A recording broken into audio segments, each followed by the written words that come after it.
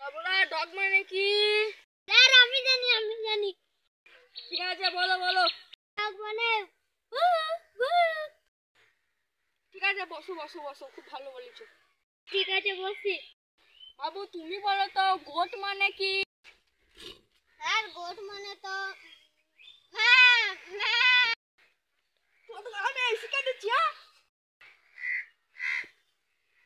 ঠিক আছে, একটা প্রশ্ন করছি, উত্তর দিতে পারবি? হ্যাঁ স্যার পারবো। বাবু তুমি বলো তো আম পাতা জোড়ার পর কি হয়? পাতা দিবার পর কেন করব ছোড়া।